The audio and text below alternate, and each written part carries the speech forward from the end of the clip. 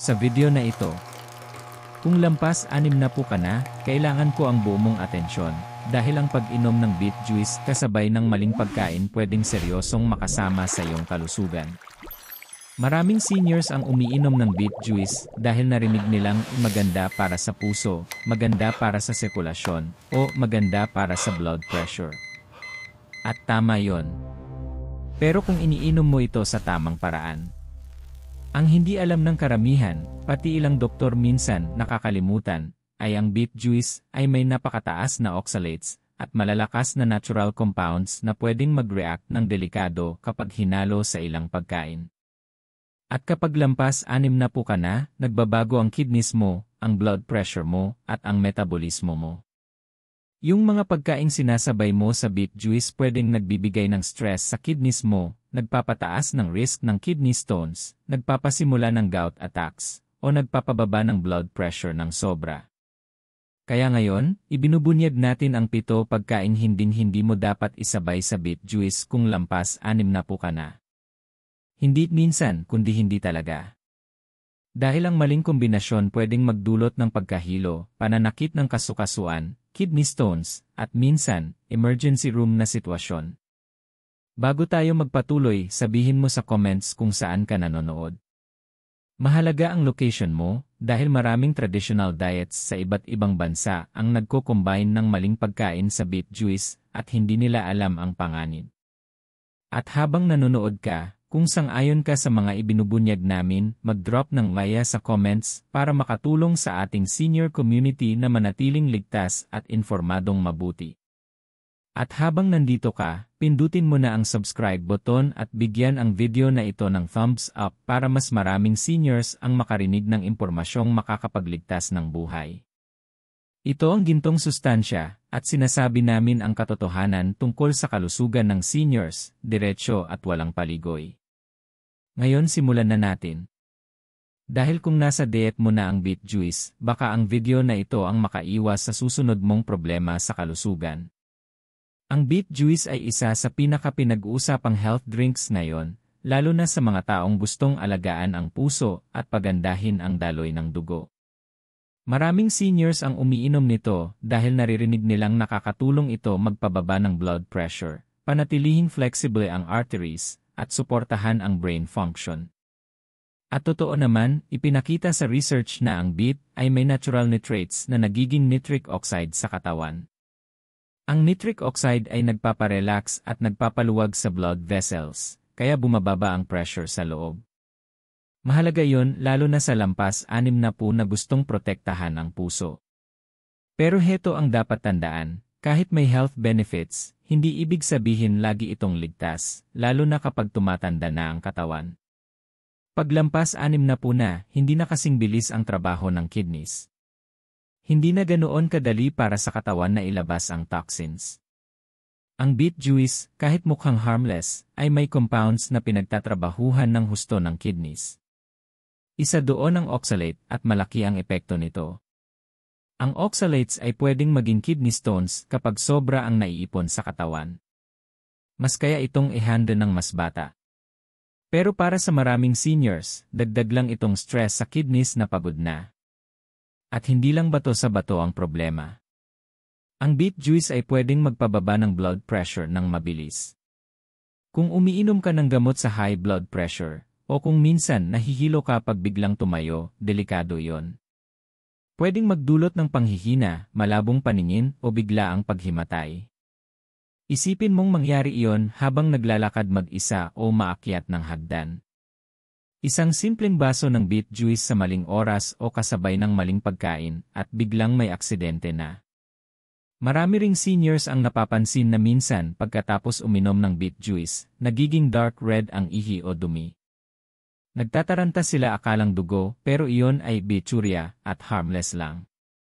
Pero senyales ito kung gaano kalakas ang pigments at compounds ng beet sa loob ng katawan. Kaya, malakas ang beet juice. Hindi ito parang tubig o tsaa. May ina-adjust ito sa katawan. Pinapakialaman nito ang daloy ng dugo, digestion, at kidney filtration. Mas para itong health supplement kaysa simpleng juice. At sa kahit anong malakas, mahalaga ang tamang combination. Kaya lalo na para sa seniors, hindi sapat na sabihing healthy ang beet juice. Ang totoong tanong, healthy ba ito para GA, at healthy ba ito kasama ng mga pagkain na kinakain mo? Dahil ang pagsabay ng ilang pagkain sa beet juice ay pwedeng magpalala ng mga panganib nito. Kaya ang gusto namin ay manatili kang ligtas at informadong mabuti. Hindi ka namin pinapahintong uminom ng beet juice, gusto lang namin na uminom ka ng tama. At bago natin ilabas ang 7 pagkaing hindi pwedeng isabay sa beet juice paglampas 60 ka na, sabihin mo muna sa comments. Nakatikim ka na ba ng beet juice para sa kalusugan mo? At kung nakaranas ka na ng pagkahilo o problema sa kidneys, mag-type ng yes para may matutunan ang iba mula sa karanasan mo.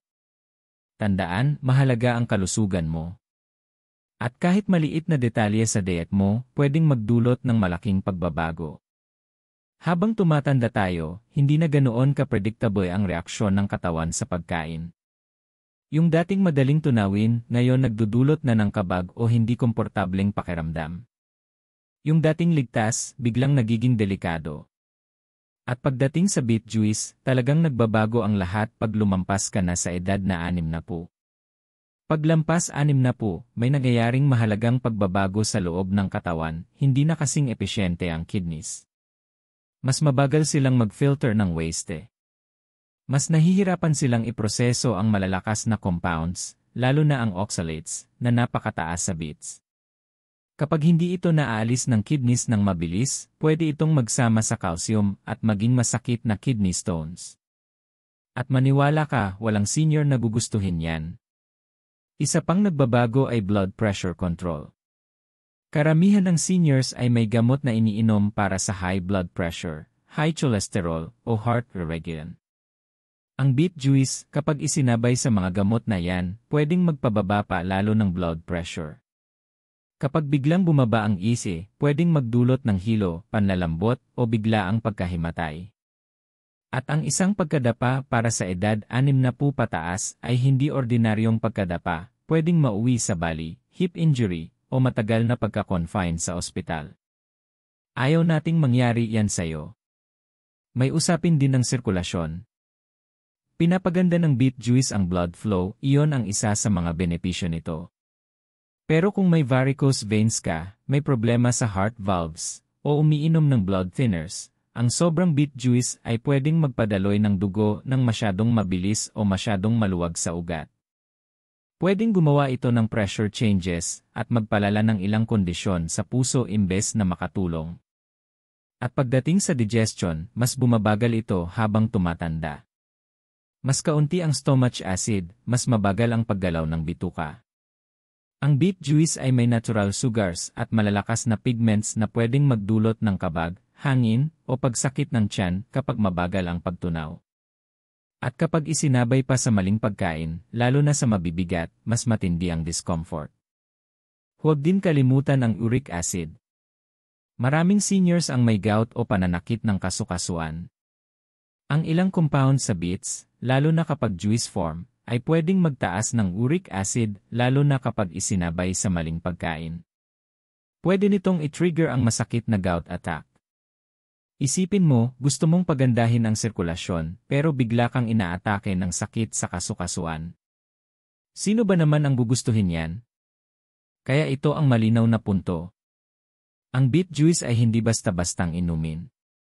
Isa itong malakas na health booster, at ang lakas na yan ay dapat gamitin ng tama.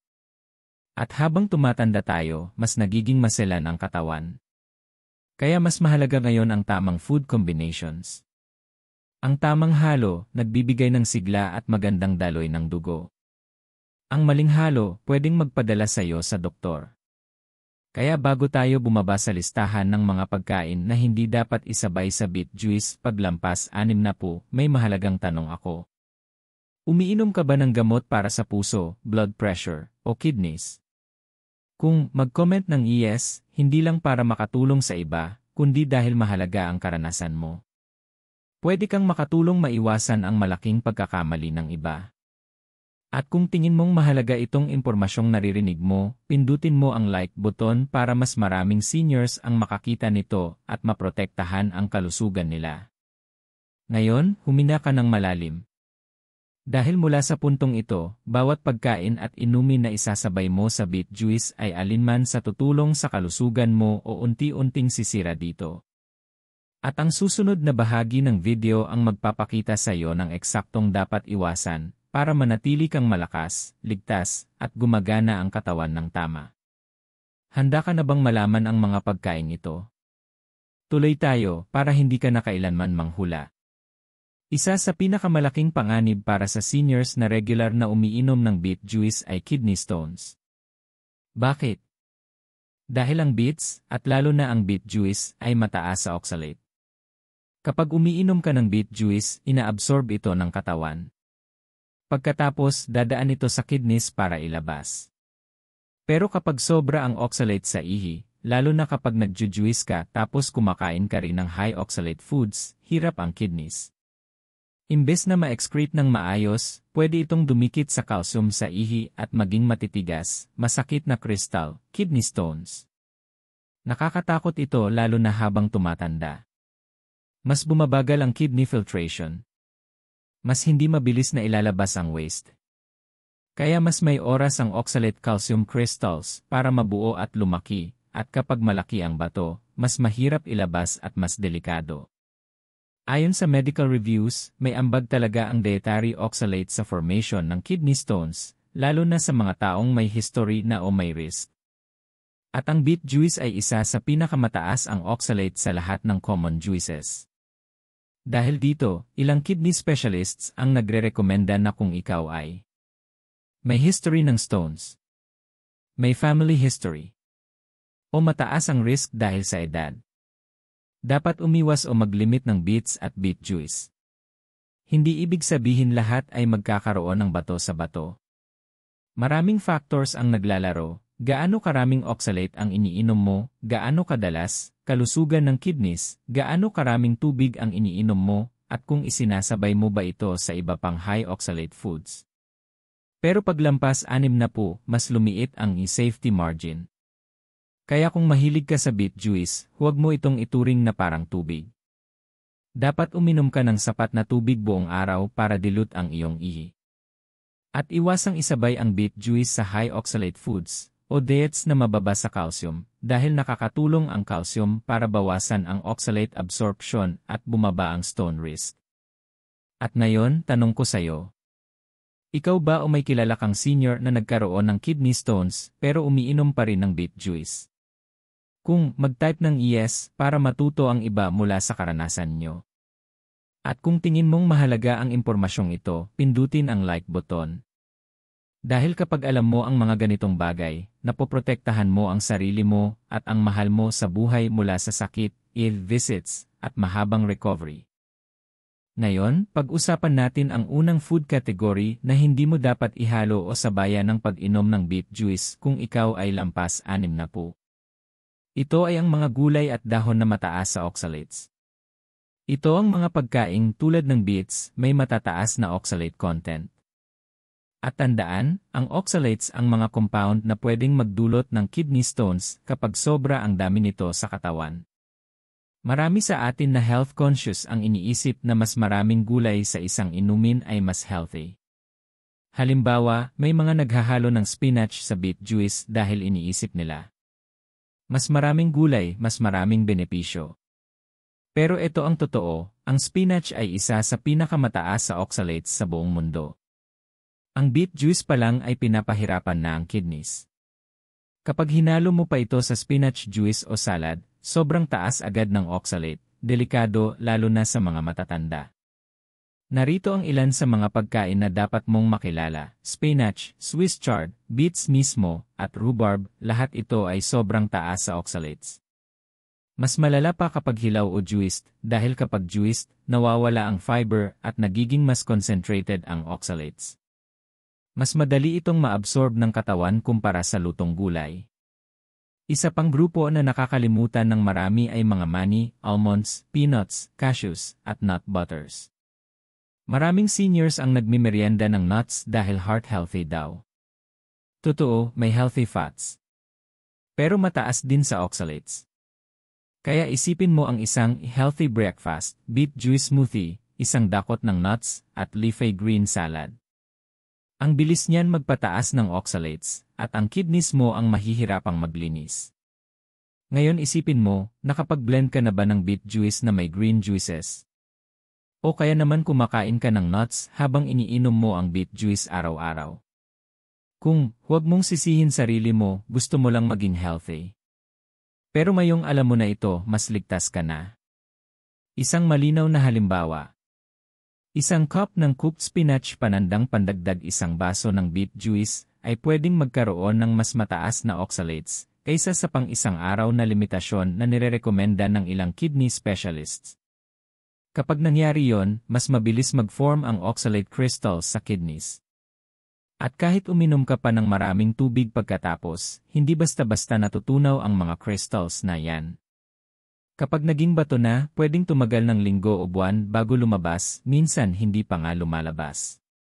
At ang kidney stones ay hindi lang basta masakit, pwede silang bumara sa daluyan ng ihi, magdulot ng impeksyon, at magpahina ng kidney function. Mas mataas ang komplikasyon sa seniors kaysa sa mas bata.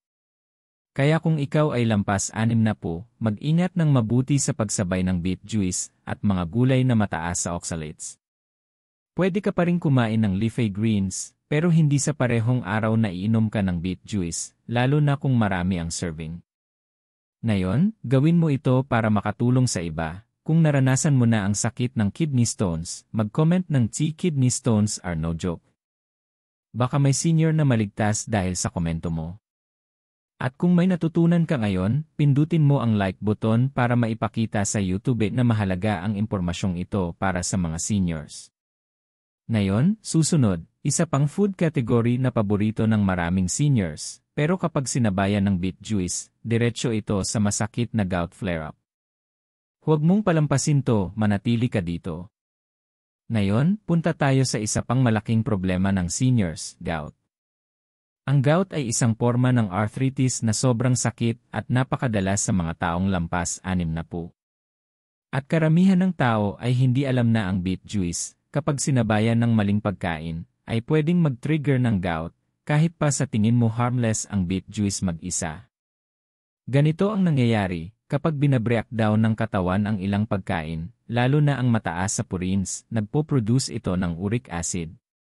Sa normal na kondisyon, nililinis ito ng kidneys. Pero habang tumatanda, humihina ang efficiency ng kidneys. Kapag mataas ang uric acid, nabubuo ang crystals sa kasukasuan, lalo na sa hinlalaki sa paa, tuhod, at kamay. Matutulis ang crystals na yan. Nagdudulot sila ng matinding sakit, pamumula, pamamaga, at init, minsan sobrang sakit na hindi mo kayanin ang bigat ng kumot sa paa mo. Ngayon, paano pumapasok ang beet juice dito? Ang beets ay may compounds na pwedeng makaapekto sa uric acid kapag hinalo sa purine-rich foods. At karamihan ng pagkain na nagtitrigger ng gout ay paborito pa rin ng maraming seniors. Narito ang dapat iwas sabayan ng beet juice. Mga pulang karne, baka, baboy, tupa. Organ meats, atay, bato, puso. Ilang seafood, sardines, anchovies, mussels. Beans at legumes, lalo na kung malalaki ang servings. Gravies, broths, at rich sauces mula sa meat bones. Mataas ang mga pagkain ito sa purines, at ang purines ay nagiging uric acid. Kaya isipin mo ang pag-inom ng beet juice kasabay ng steak dinner o pagkatapos kumain ng seafood o beans. Pwedeng biglang tumaas ang uric acid at dahil mahina na ang kidneys sa pagtanda, hindi nila maibaba ang level. Ang resulta, gout attack na tatagal ng araw o linggo. At mas masama, maraming seniors ang umiinom ng beet juice para bawasan ang inflammation. Pero kapag mali ang kombinasyon, pwede nitong palalain ang inflammation at magdulot ng mas malalang joint pain. Kaya kung nakaranas ka na ng biglaang sakit sa hinlalaki sa paa, o namamagang joints pagkatapos ng mabigat na pagkain, at umiinom ka rin ng beet juice, posibleng hindi aksidente ang gout flare mo. Baka ikaw mismo ang nakapag-trigger ng hindi mo alam. Ngayon gawin natin ito, kung ikaw o kakilala mo ay may gout, mag-comment ng I know the pain. Makakatulong ka sa ibang viewers. At kung uminom ka ng beet juice para sa arthritis, pero sumakit lalo ang joints mo pagkatapos, mag-comment ng Yulaya. Makakatulong ang kwento mo sa iba. Tandaan, ang pagkain ay gamot. Pero mali ang kombinasyon, nagiging trigger ito ng sakit. Manatili ka pa dahil nagsisimula pa lang tayo. Ang susunod na pagkakamali ay napaka-unexpected, pero halos lahat ng seniors nagagawa ito habang sinusubukang ikumain ng malinis. At pwede nitong pataasin ang risk ng kidney stones kapag sinabayan ng beet juice. Tuloy tayo para mas protektado ka. Ngayon, pag-usapan natin ang isang bagay na baka ikagulat mo.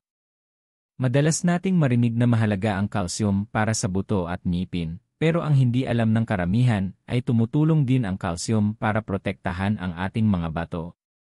At kapag umiinom ka ng beet juice nang kulang ang calcium sa iyong pagkain, lalo na kung lampas ka na sa edad na 60, tumataas ang tsansa mong magkaroon ng kidney stones. Ganito ang dahilan, naalala mo ba yung oxalates na pinag-usapan natin kanina? Kapag kumain o uminom ka ng pagkaing mataas sa oxalates, tulad ng beet juice, pwedeng dumikit ang calcium sa mga oxalates sa loob ng tiyan o bituka. Kapag nagdikit ang oxalate at calcium, sabay silang inilalabas ng katawan sa pamamagitan ng dumi. Hindi sila tumatama sa kidneys ng malaki. At iyan ang gusto natin. Pero kapag kulang ang calcium sa pagkain mo, nananatiling maluwag o hindi nakabind ang mga oxalate. Pupunta sila sa bloodstream, makarating sa kidneys, at doon magsisimula ang pagbuo ng maliliit na crystals, simula ng kidney stones. Kaya ito ang pagkakamaling nagagawa ng maraming seniors, nagbabawas ng calories, iniiwasan ang dairy, o hindi kumakain ng mamantikang pagkain dahil akala nila mas healthy. Habang umiinom ng beet juice dahil narinig nilang mabuti ito para sa puso. Pero ang hindi nila alam, sa pag-iwas nila sa calcium, tinatanggal nila ang proteksyong pumipigil sa oxalates. Tignan natin ang ilang karaniwang pagkain para mas malinaw. Baka sa almusal ay beet juice lang at tinapay na may jam, walang calcium. Sa tanghalian salad na walang cheese o yogurt, wala pa ring calcium. Sa hapunan kanin, gulay, at kaunting prutas, kulang pa rin sa calcium. Kapag ininom mo ang beet juice kasama ang mga pagkain ganito araw-araw, unti-unting tumataas ang oxalate load. At dahil karamihan sa seniors kulang sa inom ng tubig, mas mabilis tumitigas ang mga crystals. Hindi lang pampalakas ng buto ang calcium, tinutulungan nitong manatiling malayo ang oxalates mula sa kidneys. Para bang security guard ang calcium sa loob ng katawan, hinuhuli niya ang mga pasaway bago makarating sa sensitibong parte. Ngayon, mahalagang linawin ito, hindi ko sinasabing bigla kang kumain ng sobrang daming dairy. Pero dapat may kaunting calcium tuwing inom ka ng beet juice. Pwede itong manggaling sa yogurt, maliit na piraso ng cheese, gatas, o calcium-rich low-oxalate vegetables. Kahit calcium-fortified na plant-based drinks ay makakatulong. Kapag walang calcium, nagiging mas delikado ang beet juice para sa mga nakatatanda. Kaya may tanong ako, maging tapat ka, iniiwasan mo ba ang dairy o calcium foods? At sabay ay regular kang umiinom ng beet juice. Kung ang sagot mo ay type mo sa comments, hindi ko alam to, para matuto rin ang iba. At kung helpful sa iyo ang mga paliwanag na ganito, pindutin ang like button para mas marami pang seniors ang makakita nito bago pa sila magkaproblema. Huwag kang aalis dahil ang susunod na tatalakayin natin ay isang bagay na ginagawa ng milyon-milyong seniors araw-araw nang hindi alam ang panganib. May kinalaman ito sa blood pressure, gamot, asin, at alak, at kung paano sila pwedeng sumalpok sa epekto ng beet juice at magdulot ng pag-collapse o emergency. Manatili ka, mahalaga ang kalusugan mo. Napakahalaga ng susunod na bahagi para sa sinumang lampas 60, lalo na kung umiinom ka ng gamot para sa high blood pressure. Pinapalawak at pinaparelax ng beet juice ang blood vessels. Kaya nakakapagpababa ito ng blood pressure, at mabuti iyon kapag tama ang paraan ng pag-inom. Pero kapag hinalo mo ang beet juice sa maling pagkain o inumin, o ininom mo ito ng sobrang lapit sa gamot mo, pwedeng bumagsak ang pressure mo ng masyadong mabilis. Isipin natin ang pangkaraniwang sitwasyon, oras ng almusal. Ininom mo ang i-spill mo. Tapos uminom ka ng beet juice dahil sabi nila maganda para sa puso. Habang nagpapababa na ng pressure ang gamot, mas pinapababa pa ito ng beet juice, bigla kang nahihilo, tumayo ka at boom, pagkahilo, malabong paningin o paghimatay. Isa ang low blood pressure sa mga pangunahing sanhi ng pagkahulog ng seniors. At dahil mas marupok ang buto, kahit isang pagkahulog lang ay pwedeng magdulot ng mahabang buwan ng recovery. Ngayon, pag-usapan natin ang asin. Maraming seniors ang mahilig sa pagkain mataas sa sodium, maalat na sopas, canned goods, processed meats gaya ng ham o sausage. Pinapataas ng asin ang blood pressure, pinapababa naman ito ng beet juice. Kapag nagbanggaan ang dalawang puwersang ito sa katawan mo, pwedeng mag-swing ang ihi mo pataas pababa na parang sisaw. Minsan sobrang taas, minsan sobrang baba, at mapanganib ito para sa puso at utak. Mataas ang risk ng stroke, lalo na sa may hypertension. Paano naman ang alak? Ang mga seniors na umiinom ng wine, beer, o kaunting liquor sa gabi ay hindi alam kung paano nag-interact ang alak at beet juice. Pinahihina ng alak ang kontrol ng blood vessels, pinapahirap ang trabaho ng puso, at dinedehydrate ang katawan. Kapag sinabayan mo ng beet juice, mas mabilis bumabagsak ang blood pressure. At dahil nakaka-dehydrate ang alak, mas naiipon ang oxalates mula sa beet juice, dagdag na panganib sa kidneys. Isa pang bagay, maraming mas nakatatanda ang umiinom ng mga gamot na apektado ang sirkulasyon, hindi lang meds, kundi pati heart, rake and meds, cholesterol meds, diabetes meds, o mga gamot para sa chronic pain. Lahat ng ito pwedeng maapektuhan ng nitrate effects ng beet juice. Kaya kung may iniinom kang gamot para sa high blood pressure, problema sa puso, diabetes, chronic kidney disease, anti-inflammatory para sa arthritis, kailangang doble ingat sa beet juice. Dapat bantayan mo ang reaksyon ng katawan mo. Huwag sabayan ng maalat na pagkain, huwag ihalo sa alak, at bantayan ang timing sa gamot. Gawin nating interactive kung umiinom ka ng gamot para sa blood pressure, I-type meds in sa comments. Hindi para ibunyag ang personal na detalye, kundi para makita ng ibang kaedad mo na common pala ang sitwasyong ito. Baka hindi nila alam ang panganib. At mangako ka sa sarili mo ng isang bagay, huwag inom ng beet juice bago tumayo para maggawa ng gawain sa bahay o lumabas. Kung sakaling malito o mahilo, kailangan mo ng lugar kung saan pwede kang umupo agad.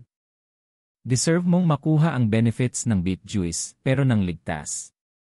At ang pagiging ligtas ay nangangahulugang naintindihan mo kung paano nag-interact ang bawat iniinom mo sa loob ng katawan.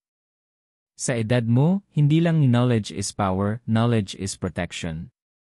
Kaya manatili ka, dahil ang susunod na kombinasyon ay isa pang tahimik na panganib na hindi naiisip ng maraming seniors, nasa mga iniinom mo ito araw-araw. At pwede nitong pabilisin ang pagbuo ng kidney stones ng mas mabilis pa sa pagkain.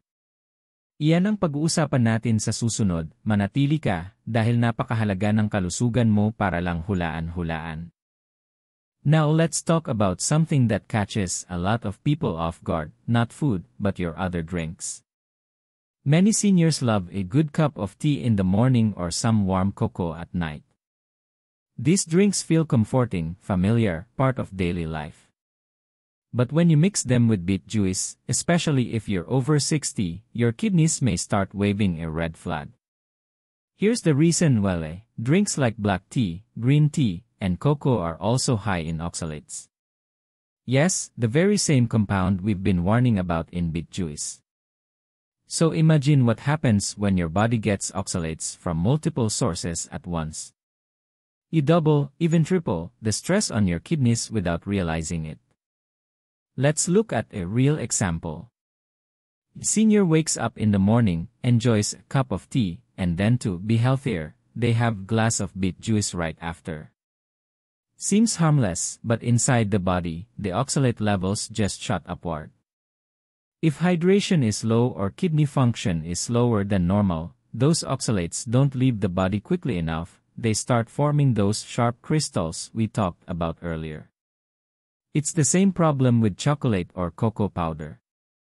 A mug of hot chocolate at night plus beet juice during the day is a dangerous combination for anyone who has had kidney stones before or may develop them in the future. And remember, seniors are already at the highest risk because their filtering system naturally slows down with age. Some seniors also drink almond milk or other nut-based beverages, thinking it is a healthy alternative. And while it can be, it is also high in oxalates because nuts contain a lot of oxalates too. So, beet juice plus almond milk equals another hidden oxalate overload. And most people who drink almond milk don't get enough calcium from it unless it's fortified, which means oxalates go straight into the bloodstream without any protection. Maybe you're thinking, how can something so healthy be dangerous? Remember, it's not just what you drink, it's what you combine together. There's something else to keep in mind: many seniors do not drink enough water throughout the day. As dehydration sets in, the kidneys lose their flushing power. Without water, oxalates concentrate faster and kidney stones form more easily. So the worst combination is high oxalate drinks, panandang pandagdag low water intake, panandang pandagdag slower kidneys. That's really awareness matters. Not fear, awareness. If you are someone who drinks tea every day, which many of us do, tell me in the comments with a simple word, tea. Let's see how many of us never realized this before. And if you've ever experienced kidney pain or stones and now you're thinking back about your drink habits, drop a "this makes sense" in the comments so others can learn from your experience. Drinks are just as important as food when it comes to staying healthy over 60. The combination of beet juice with tea, cocoa, chocolate beverages, or nut-based milks may not show negative effects right away, but slowly, quietly, risks build up. And that is how we are doing this video. To protect you before something painful or dangerous happens. Stay with us, because the next one might be the most surprising of all. It's not about any specific food or drink, it's about the modern diet itself. Processed meals, low-fiber habits, and missing nutrients can silently turn beet juice from friend into silent enemy. And nearly every senior has done this without realizing the consequences. Don't stop now, your health deserves every minute of this knowledge. Now let's talk about something that affects almost every senior today, even the ones who think they are eating healthy enough. Modern meals. Processed foods. Quick snacks. Soft breads. Packaged sops. Frozen meals. Foods that are easy to chew, easy to prepare, and easy to digest, but unfortunately these convenience foods are often very low in fiber and very low in calcium. And that combination becomes a real danger when you also drink beet juice. Why? Because low fiber, low calcium meals remove the two main defenses that help our body handle oxalates properly. Fiber helps trap oxalates in the gut so they leave the body easily. Calcium binds to oxalates to keep them from traveling into the kidneys. But when both of these are missing, oxalates from beet juice travel freely into the bloodstream and straight to your kidneys. That means the kidney stone risk skyrockets. Here's a very common daily routine for older adults. You wake up, have a sandwich or toast. Lunch, maybe noodles or rice with small vegetables. Dinner, processed meats, canned soup, maybe crackers. It feels like a light diet, nothing heavy. But there's barely any fiber. Barely any calcium. And then beet juice is added on top of it, thinking it's helping the heart. The truth? When digestion is low and the gut is empty of fiber, oxalates move into your bloodstream faster and more aggressively. And the kidneys become the ones who pay the price. Another hidden danger in modern foods is additives, extra sodium, preservatives, artificial ingredients. All of this increased the workload of your kidneys. So now the kidney has two battles. Overworking to remove chemicals from processed food. Overworking to remove high oxalates from beet juice. This is why so many seniors suddenly develop kidney issues without understanding the cause. It doesn't happen in one day. It happens quietly, over time. One small meal at a time. One glass of beet juice at a time. There's another problem too. When people eat processed meals, they often drink less water. They don't feel thirsty because processed food tricks the brain with flavor. But dehydration makes oxalates much more concentrated. And crystals form faster when fluid levels are low in the body. So, if your diet is light but low in nutrients, high in packaged foods, low in fresh fiber-rich vegetables, low in calcium, low in water, then beet juice becomes risky instead of healthy. Now I want to ask you something important. Have you recently been trying to eat lighter meals, less dairy, less cooked vegetables, more bread, more convenience foods, while drinking beet juice to stay healthy? If yes, type in the comments. This is me. Trust me, many seniors watching right now will type the same thing. You are not alone. You are learning. And learning means you are protecting yourself. So take this to heart, beet juice is not automatically healthy drink. It needs the right environment inside your body to be beneficial. And that means enough fiber, enough calcium, and the right food combinations. You can still enjoy beet juice, but now you know how to do it safely. And this knowledge could prevent kidney stones, dizziness, high blood pressure swings, or painful gout attacks. You deserve to get the benefits without the harm. And either watching this video until now, you've already taken a huge step in protecting your health. Don't go anywhere yet. We still have one more major mistake many seniors make, not with food, but with timing, and it's something that could cause sudden emergency if ignored. Stay with us because the last part could be the most important one for your safety. Translate to Filipino.